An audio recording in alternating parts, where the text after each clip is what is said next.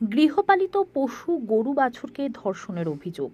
থানায় অভিযোগ করলে পাল্টা মার অভিযুক্তর পরিবারের। এমনই চাঞ্চল্যকর ঘটনাটি ঘটেছে গতকাল রাতে নদিয়ার নবদ্বীপ থানার চরব্রহ্মনগর দক্ষিণপাড়া এলাকায়। স্থানীয় সূত্রে খবর, বিধান সরকার গোয়াল ঘরে ঢুকে গরু বাছুরের সাথে শারীরিক সম্পর্ক করে। আওয়াজ শুনে বাড়ির লোক গোয়াল ঘরে ঢুকতেই বিধান পালিয়ে যায় বলে বাড়ির লোকজন দেখতে পায়।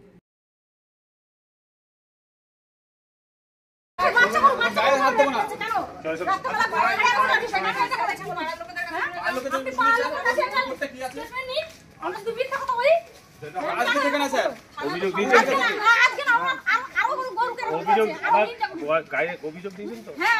বাতাল হবে কেন? কেস আছে? আর তিনটে গ্রুপ এরকম করেছে। আর মেয়ে ছিল তো বাঁচিয়ে দিয়েছি আমরা। টাকা দেন। থানায় থানায় ফুল একদম ছিঁড়ে নিয়ে করেছে। কি নাম আপনার? মৌমিতা বাছা।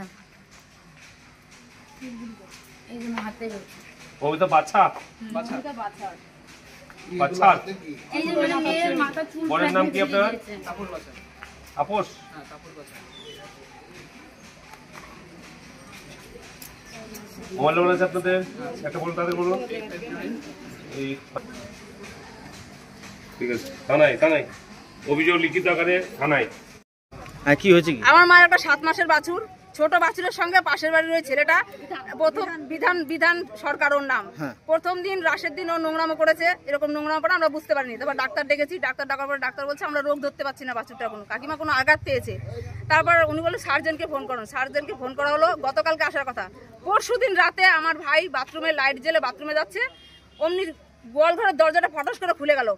এর মধ্যে বিধান সরকার উলঙ্গ অবস্থায় মাথায় প্যান্টটা পেঁচানো, ও দৌড় মেরে আমাদের গর্তে লাফ দিয়ে পাঁচিল টোকে যেতে পারেনি, না গিয়ে পাঁচিলের পাশ দিয়ে মাঠ দিয়ে পুরো গঙ্গার পাড়ে চলে গেল। ওদের বাড়িতে যাওয়াতে ওরা বলছে যে ঠিক আছে বিচারটা আপোষে মিটিয়ে নাও, থানায় যেও না, তোমরা হচ্ছে প্রধানের কাছেও যেও না, আমরা মিটিয়ে নিই। তারপর আমি ঠিক আছে তাহলে আধা ঘন্টার মধ্যে জানাও। ওরা জানায়নি, পরে হচ্ছে 1 ঘন্টা। তারপর না বলে প্রধানের কাছে এসেছি, ওরা বলছে তোমরা থানায় যাও। আমরা থানায় গেছি। এর মধ্যে আরো অনেক নোংরামো ঘটনা আছে। ওরা 3টে গরুর সঙ্গে এরকম করেছে। সারা পাড়ার লোক সাক্ষী আছে। যদি বিশ্বাস না হয় আপনারা আমাদের পাড়ায় গিয়ে জিজ্ঞেস করেন। তোমার নাম? আমার নাম পূর্ণিমা মণ্ডল।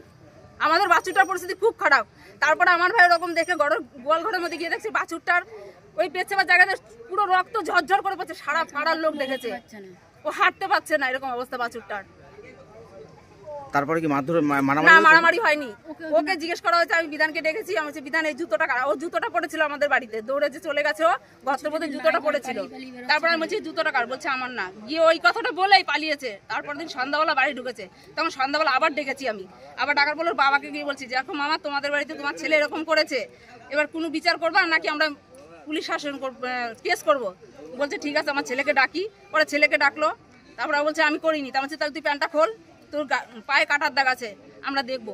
ওই একটুখানি খুলে বলছে দেখ। তারপর আমার ভাইকে পুরোটা খুলে দিল, বলছে এই যে কাটার দাগ, বলছে আমার মাঠে গিয়ে কেটে গেছে ওটা।